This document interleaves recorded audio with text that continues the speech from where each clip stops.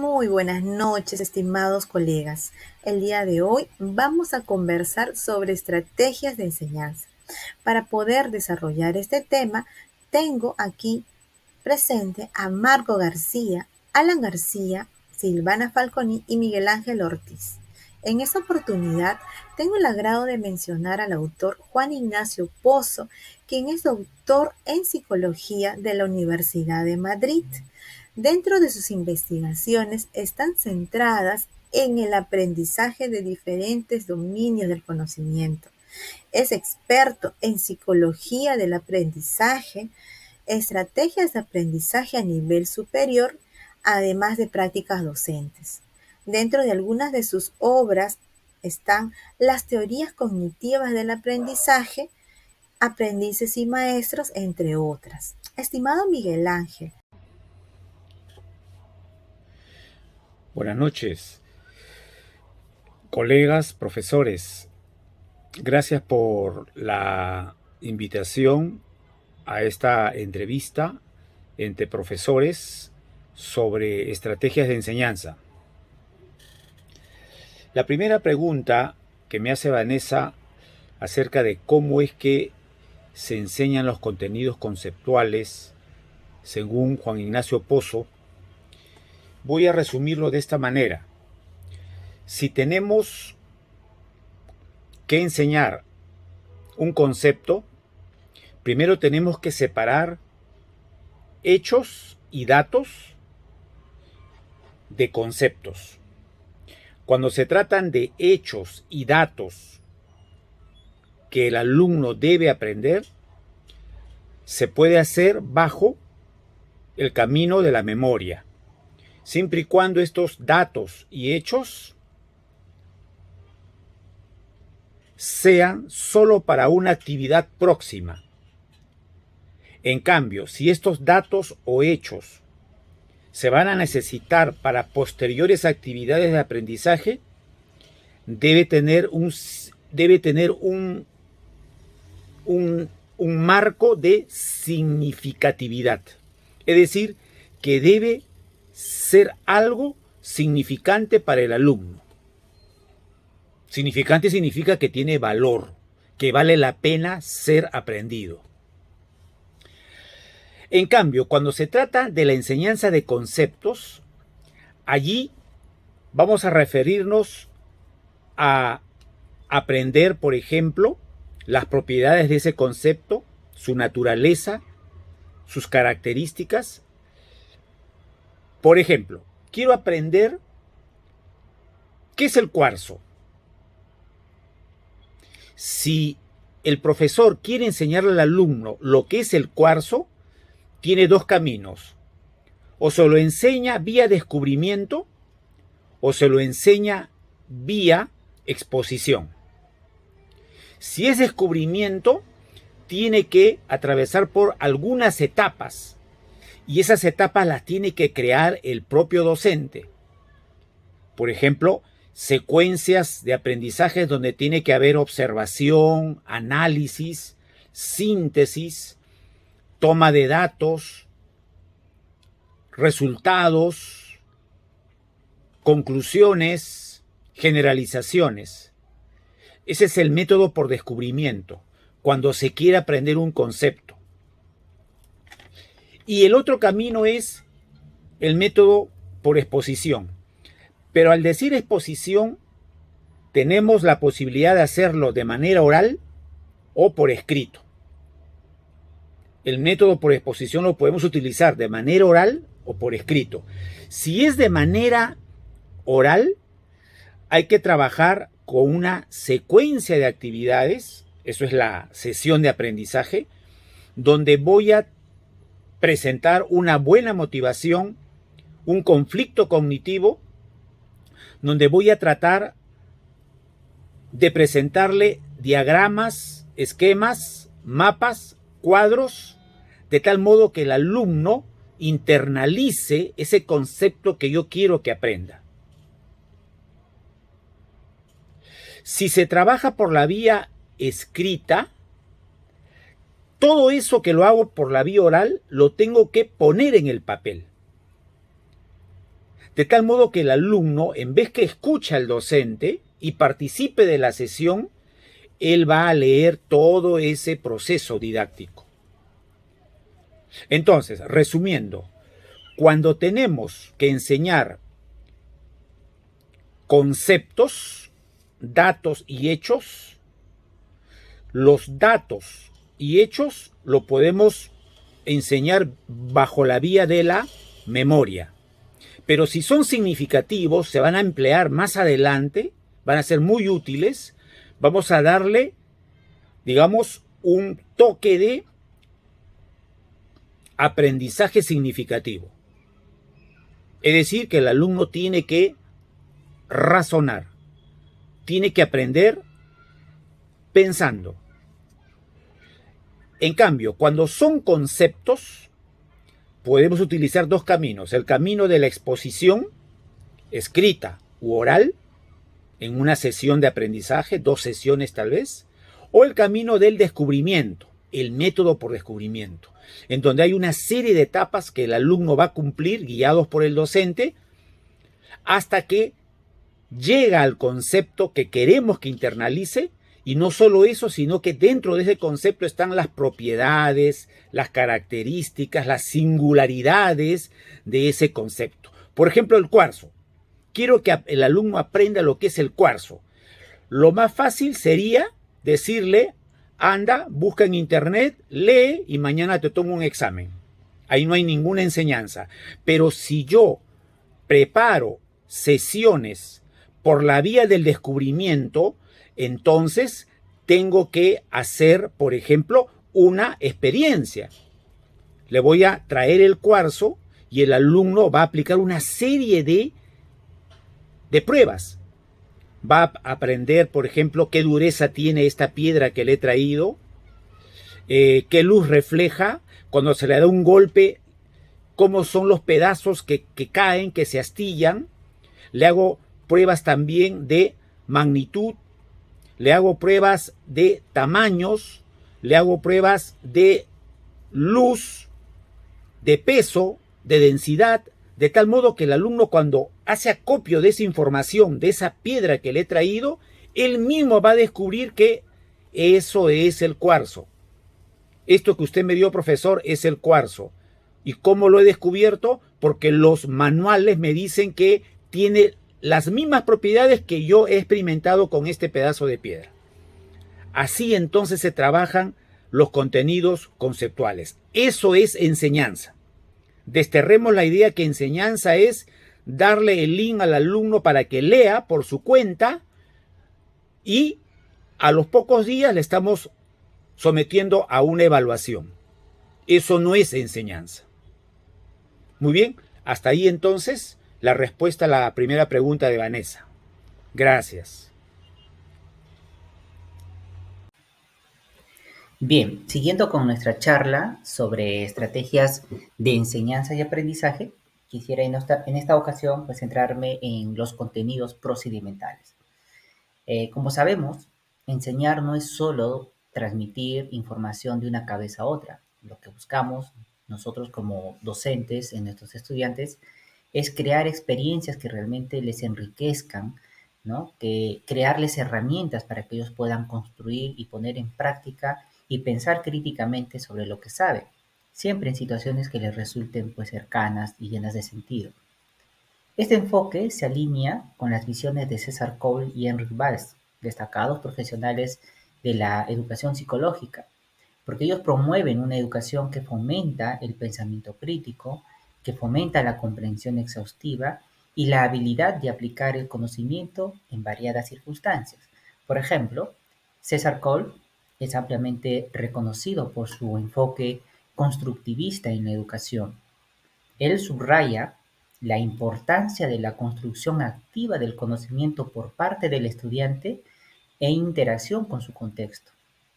Esta teoría de César Cole y nos invita, por ejemplo, a considerar no solo qué conocimientos son importantes, sino también cómo estos conocimientos pueden ser construidos, deconstruidos y reconstruidos por el aprendiz. En este marco, Cole distingue entre contenidos conceptuales, procedimentales y actitudinales, siendo los procedimentales fundamentales para el saber hacer. Henry Valls, por su parte, complementa esta visión con su énfasis en la aplicabilidad y la contextualización del aprendizaje, resaltando la relevancia de los contenidos procedimentales para el desarrollo de competencias, por ejemplo, de los estudiantes, ¿no? Para que ellos puedan transferir esto a diversos ámbitos de su vida. Entonces, como podemos ver acá, ambos autores nos conducen a una comprensión más profunda de que enseñar y aprender contenidos procedimentales va más allá de la simple transmisión de técnicas o habilidades. Implica entonces un proceso dinámico donde el estudiante no solo adquiere la capacidad de realizar una tarea, por ejemplo, sino también de comprender su contexto, de comprender la aplicación y el razonamiento detrás de esta. Con estos conceptos en mente, Miguel Ángel, desde tu valiosa perspectiva como un docente de amplia experiencia, te planteo la siguiente pregunta. ¿Cómo gestionas la enseñanza y el aprendizaje de los contenidos procedimentales para garantizar que tus estudiantes no solo desarrollen habilidades prácticas, sino que también comprendan su aplicación en distintos contextos y fomenten una reflexión crítica sobre su práctica?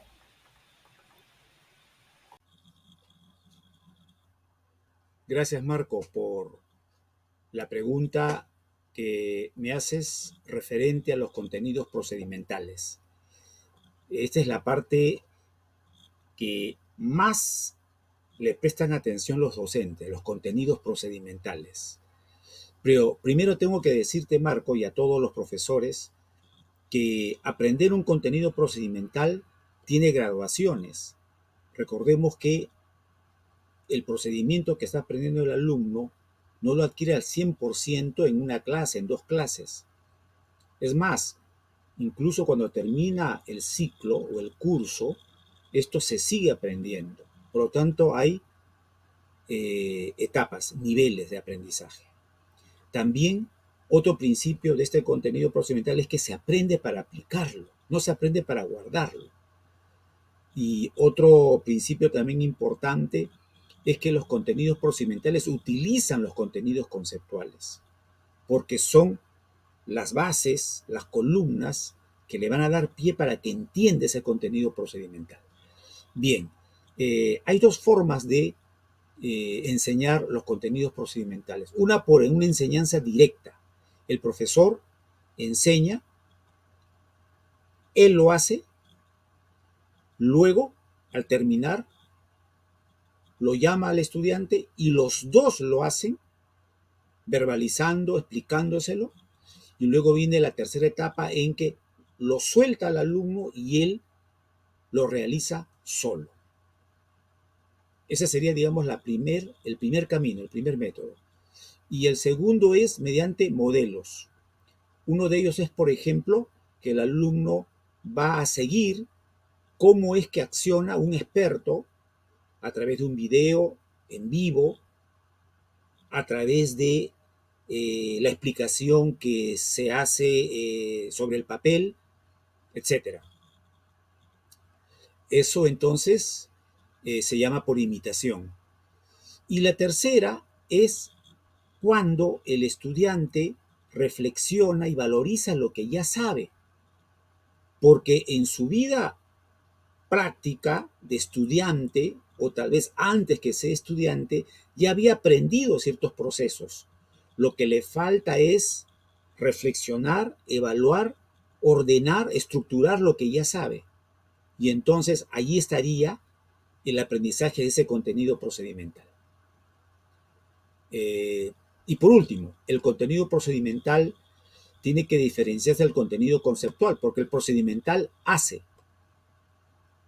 Y la meta es construir, aplicar, elaborar. En cambio, el contenido conceptual, la meta es guardar, utilizar. Hasta ahí, Marco. Gracias.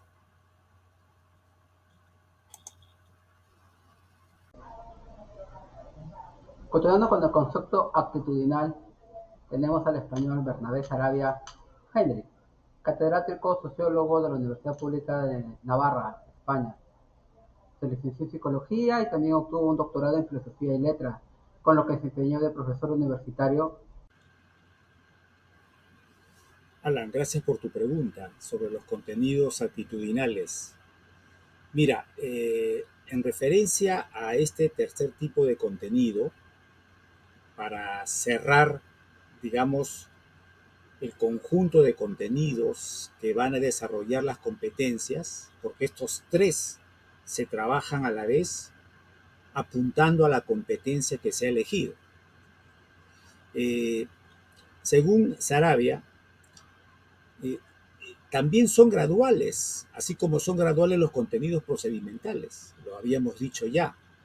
Los contenidos actitudinales son graduales. Se puede empezar hoy día con una actitud, se puede ampliar, mejorar en la siguiente actividad de aprendizaje y así, poco a poco, hasta lograrlo. Los contenidos actitudinales son una fuerza, un basamento para los dos anteriores que hemos conversado.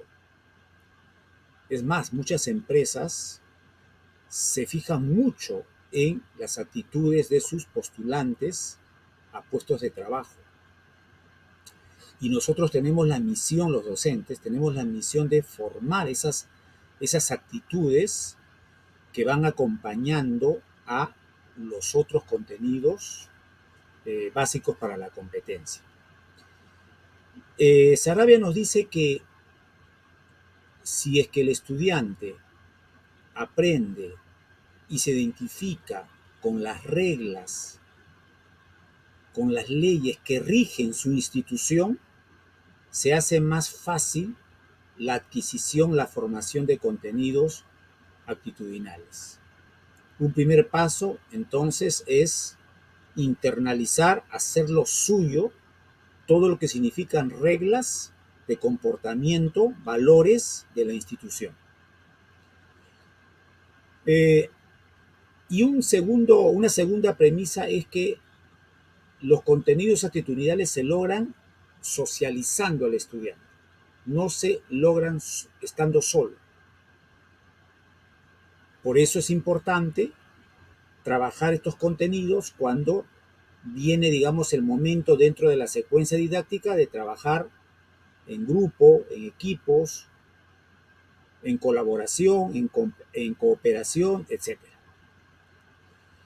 Bien, y en cuanto a las tres formas de trabajar los contenidos, una de ellas es por condicionamiento. ¿Qué significa esto? Que si el contenido que estamos proponiendo que adquieran los estudiantes en las diversas actividades de aprendizaje, estos contenidos, si es que se están adquiriendo, hay que reforzarlos a través de un premio o hay que extinguirlos a través de un castigo. Llámese premio, por ejemplo, una felicitación al estudiante o a los estudiantes. Llámese un castigo a una llamada de atención, digamos, a un signo de interrogación dentro del trabajo. A eso se le llama por condicionamiento. El otro proceso es por modelos. Podemos nosotros copiar actitudes de personas que transmiten actitudes valiosas, ¿no?, en su mundo laboral, en su mundo estudiantil. Lo podemos ver en las películas, en los documentales, en los videos. Entonces, esas actitudes hay que tratar de imitar, ¿no es cierto?, porque están dentro del rubro profesional que estamos nosotros siguiendo. Y por último, el tercer camino es por interiorización, es decir, que el estudiante no necesita ni de modelos ni de condicionamientos. Suficiente es que se dé cuenta que eso le hace bien, que es bueno para su formación, y entonces asume esas actitudes. Por ejemplo, trabajo en la redacción de textos y lo que yo trato es que haya un respeto a las ideas diferentes. Eso es una actitud que yo busco en todo momento. El alumno que interioriza eso, a un primer trabajo, a un segundo trabajo, ya lo va a exteriorizar, porque asume de que eso es bueno para su formación, para él y para sus compañeros.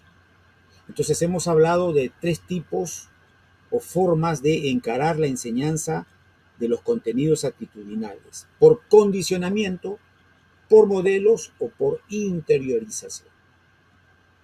Nada más, Alan. Gracias. Según Novak, el mapa conceptual tiene como objetivo representar relaciones significativas entre conceptos en forma de preposiciones por medio de representaciones gráficas, pero sobre todo es un método para ayudar a estudiantes y educadores a captar el significado de los materiales que se van a aprender. Es un tipo de construcción visual que nos facilita el desarrollo de ideas y comprensión de textos. Estimado Miguel, ¿en qué nivel didáctico se ubica si la utilizamos durante el proceso de enseñanza? Gracias, Silvana, por esta cuarta y última pregunta acerca de los mapas conceptuales. Para empezar, podría decir que los mapas conceptuales están considerados como una técnica dentro de los niveles de la didáctica. Esta técnica se utiliza cuando queremos, por ejemplo, pedirle al alumno que muestre su grado de comprensión después de haber leído la teoría sobre un tema.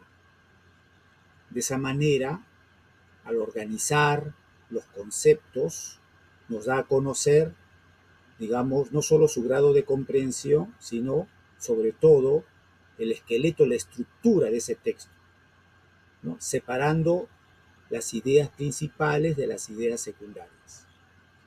Entonces, repito, el mandar a hacer mapas conceptuales durante el desarrollo de nuestras clases significa estar utilizando una técnica dentro de la didáctica.